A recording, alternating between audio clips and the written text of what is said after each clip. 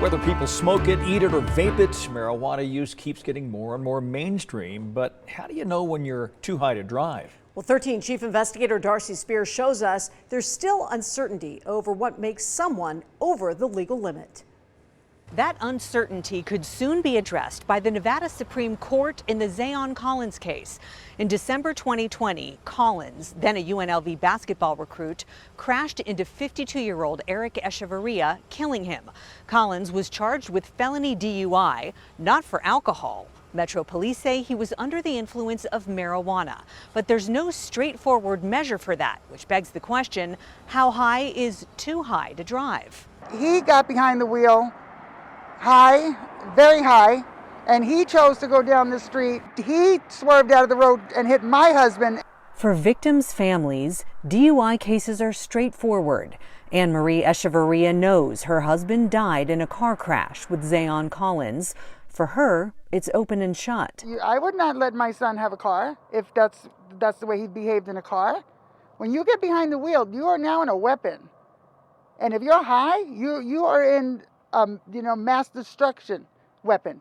And for him driving high, he took my husband and my son's father. In Collins' arrest report, police say he was driving approximately 88 miles per hour in a 35 mile per hour residential area. When he hit him so hard, he airborned his car to the point where the roof of his car hit the wall. The arrest report says police found a jar containing a green leafy substance in Collins' car and that Collins appeared to be high. The district attorney says Collins tested positive for 3 nanograms per milliliter of THC or marijuana in his blood. Anything above 2 nanograms was considered impaired under Nevada law when the crash involving Eric occurred. Now, what Zayon Collins is saying is, wait a second. Attorney Chip Siegel isn't working on the Collins case, but specializes in DUI law. Nevada was 2 nanograms. Other states were 10. Some states where you have to prove that you're under the influence. We spoke with Collins' attorney, David Chesnoff, about that a year ago, shortly after the crash. You're right about the difference between Nevada and other places.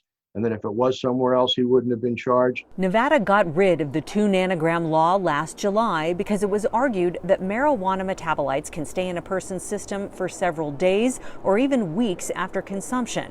In other words, broken down chemicals from THC are still in the body, but that doesn't mean a person is high. If you have somebody who is a daily user and they smoked on Tuesday and now it's Thursday and they didn't have anything on Wednesday, then certainly in their system they could be above the 2 nanogram level. The change in the law means now prosecutors cannot just point to a number. They must also demonstrate that a person was under the influence of marijuana to a degree which rendered him or her incapable of safely driving. That was the standard for years.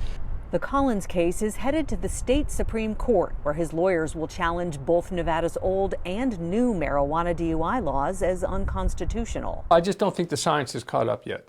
Siegel says the science doesn't even exist yet to show a specific amount of THC in nanograms means a person is impaired and too high to drive safely. He says we know all about that with alcohol, but comparing booze to marijuana doesn't work. Research on the correlation between blood alcohol content and behavior goes back decades, all the way to the 1970s. Over the years, there's been so much scientific evidence and there have been tests that are performed, physical tests on people, that society got comfortable moving from 0.15 down to a 0.10 down to a 0.08. It's scientifically understood that anyone 0.08 or more is too drunk to drive. They tried to do that with marijuana, and quite frankly, it just hasn't happened yet. He says marijuana hasn't been legal for long enough to support meaningful studies, which results in laws based on arbitrary measures. Maybe one day NHTSA or other government agencies, other scientific agencies will become comfortable in saying, okay, this is the level that anybody who has marijuana in his system is just too high to drive. But right now, we just don't have that number. In many ways, time stopped here at this intersection in December of 2020 for the Echeverria family, where a fading memorial for Eric still stands. But a lot has changed since then, including the law. Zayon Collins' lawyers are arguing before the Supreme Court that the new, narrower law should apply to their client because he has yet to be convicted of the crime. Darcy Spears, 13 Investigates.